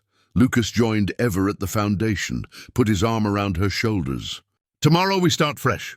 New foundation, new walls, new life. But we do it together this time. No more secrets, no more hiding, no more running, Ever agreed. They stood there for a long moment. Three people who'd been broken by circumstances beyond their control, but who'd found the strength to rebuild. The mountain wind whispered through the pines, carrying with it the promise of spring, of new growth, of seasons turning toward hope. Behind them, through the barn's open door, they could see James sleeping peacefully. His face relaxed in a way Lily said she'd never seen before. He knew his father now. He had an aunt. He had roots, history, belonging. You think he'll be okay? Lucas asked quietly. With all of this? He's a rook, Ever said. We're tougher than we... Look, he'll be fine. Better than fine. He'll be loved, and that makes all the difference. As they walked back to the barn together, Ever felt something shift inside her. The weight she'd carried for 20 years finally lifting. Her brother was alive. Justice had been served. The truth had won. Tomorrow they would begin building. But tonight they simply existed in this moment of peace, of family restored, of wars finally ended, and for the first time in longer than she could remember, Ever Rook felt whole. 3 months later, the homestead had been transformed. The new house wasn't finished yet. Walls stood, but the roof was still being completed, windows waited to be installed, but progress was visible everywhere. Tom Brenner and his crew worked steadily, and on weekends, volunteers from town showed up to help. Coldwater was trying in its imperfect way to make amends. Ever stood on what would soon be the front porch, watching James and Lucas work together to install a railing. The boy had grown comfortable with his father, the initial awkwardness replaced by easy camaraderie. They moved like a team now, anticipating each other's needs, filling the silence with the occasional joke or observation. Lily emerged from the barn. They were still camping there, would be for another month until the house was habitable. She'd been on the phone with a client, her new investigation business already gaining traction. Word had spread about the woman who'd taken down Montana's biggest corruption ring, and now everyone wanted to hire her. "That was the Helena PD," she said. "They want me to consult on a cold case. Missing person from 10 years ago. You going to take it?" Ever asked. "Probably. It's local, not dangerous. Just investigative work," she smiled. "The boring kind I promised Lucas I'd stick to." Rachel appeared with a picnic basket, having driven up from the apartment they were renting in Coldwater until the house was ready. "Lunch," she announced, "and I brought mail." "Ever, you got something from Billings Memorial Hospital?" Ever opened the envelope with curious fingers. Inside was a letter from the hospital administrator offering her a position as a trauma nurse. Part-time, flexible hours, excellent pay. They'd heard about her role in uncovering the Keene conspiracy and wanted to bring back one of our finest. "They want me back," Ever said, surprised by how much the offer meant. "You going to do it?" Lucas called from where he was working. "Maybe. It's been 20 years since I worked as a nurse. Skills like that don't fade," Lily said. "And you saved my life with them. I'd say you're still qualified." Ever folded the letter carefully. She'd think about it, pray about it, decide in her own time. But the fact that the door was open, that her old life wasn't completely lost, it mattered. Deputy Ortega arrived in her patrol car, bringing news, as she often did. The trial had started last week, and the prosecution was presenting their case. Keene's defense was falling apart under the weight of evidence. Morrison predicted guilty verdicts on all counts within a month. "Also," Ortega added, "my mom wanted to invite you all to dinner next week. She's been cooking for 3 days preparing." "We'd love to," Ever said. "Tell Maria thank you." After Ortega left, they ate lunch together in the clearing where Ever had first found Lily all those months ago. The trench had been filled in, grass seed planted. By summer, there'd be no trace of what had happened there. Just earth and growing things, life covering death. James asked about college. He was already thinking about it despite being only 14. Lucas talked about maybe getting his teaching credentials, working with at-risk youth. Lily discussed cases she was considering. Rachel shared plans for a garden she wanted to plant. Ordinary conversations, ordinary plans. The kind of normal they'd all been denied for too long. That evening, after everyone else had gone inside, Ever walked to Lucas's grave.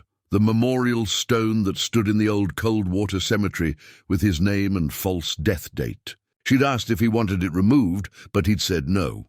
Let it stand as a reminder of what lies can cost, of what truth can restore. She sat on the ground beside it, running her fingers over the carved letters. "We did it," she said softly. "We got justice. We got our lives back. You'd be happy, I think. Your son is wonderful, strong and smart and kind. He's got your sense of justice, your stubbornness. He's going to be a good man." The wind rustled through the cemetery trees, and Ever imagined it was her brother's voice, agreeing. When she returned to the homestead, lights glowed warm in the barn windows. Inside, Lucas was teaching James to play guitar, badly from the sounds of it, but with enthusiasm. Lily and Rachel were planning furniture layouts for the new house. The generator hummed steadily, providing power and light and the small comforts of modern life, even in this temporary space. Ever stood in the doorway watching her family, and the word felt right now in a way it hadn't for decades. Family. Not just blood relation, but chosen, earned, fought for. James looked up and saw her. "Aunt Ever, Dad's trying to teach me Wonderwall, but he barely remembers the chords." "I remember them fine," Lucas protested. "My fingers just don't work like they used to." "Excuses," James said, grinning. Ever joined them, squeezing onto the bench beside her brother. He handed her the guitar. "You try. You were always better at this than me." She took it, fingers finding the strings automatically despite the years. The muscle memory was still there, just like nursing, just like survival. Some skills became part of you, inseparable from who you were. She played a few chords and James's eyes lit up. "That's it. That's how it's supposed to sound." They spent the evening playing music and telling stories, James asking about his grandparents, about the family history he'd never known. Lucas and Ever shared memories of their childhood, of Benjamin and Helen Rook, of the house that had once stood here and the love that had filled it. "You know what Grandpa used to say?" Lucas told James. "He said the Rooks were mountain people. We might bend in the wind, but we don't break. And when we're knocked down, we stand back up always. Like you did," James said. "Like all of you did. Like you will too," Ever added. "Whatever comes in your life, whatever challenges you face, you've got Rook blood. You've got family. That means something." Later, much later, when everyone had finally gone to sleep, Ever stepped outside one last time. The moon was full, turning the snow silver, making the mountains glow. She thought about the woman she'd been 3 months ago, solitary, hardened, convinced that isolation was safety. That woman had saved a stranger from a shallow grave, and in doing so, had saved herself. The mountain had been her refuge, her prison, her penance. Now it would be something else entirely. It would be home, and this time she wouldn't be alone. She thought of Lily, beaten and left for dead, who'd fought her way back. Of Lucas, who'd spent 20 years in exile for the crime of seeking truth. Of James, who'd forgiven the father he'd never known. Of Rachel, who'd protected her sister's secrets. Of all the people who'd helped along the way, Morrison, Tom Brenner, even Dale Pritchard in his own broken way. Some choices we make define us for the rest of our lives. The choice to save a stranger, the choice to seek justice, the choice to forgive, the choice to rebuild. Ever Rook had made her choice that frozen morning, and it had changed everything. Behind her, through the barn window, she could hear James laughing at something Lucas said, hear Lily's voice joining in. The sound of family, the sound of home. She smiled and went inside to join them, closing the door on the cold, on the past, on the woman she used to be. Tomorrow they would keep building. But tonight, they were exactly where they needed to be, together.